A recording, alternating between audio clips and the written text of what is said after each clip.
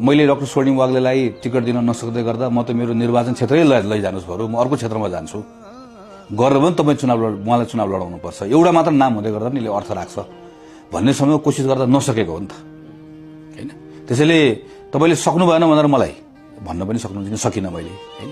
प्रयत्न गरेको नगरेको कि नसकेको दुईटा फरक कुरा चाहिँ हो यो।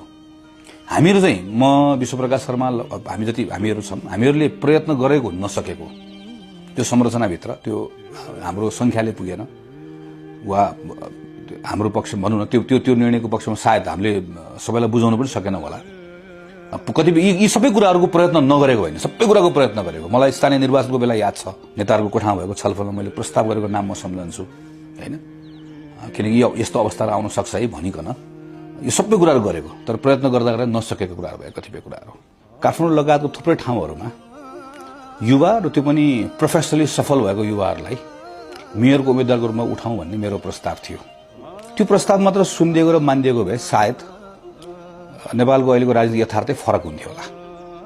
किन हामी तल समाजमा भइरहेको कुराहरूलाई नजिकबाट देखिरहेका थियौँ, बुझिरहेका थियौँ। हामी त नियमित रूपमा तल छौँ नि त, हामी जिम्मेवारीको माथि भए पनि हामी तलै छौँ कि त्यो अन्तर्क्रिया हाम्रो भइरहेको बुझिरहेछौँ। त्यसो यो गर्नुपर्छ भनेर सुरुदेखि भन्दै आएको, तर लिडरसिपलाई कुरा पटक्कै बुझाउन सकिएन तल के भइरहेको छ भन्ने कुरा।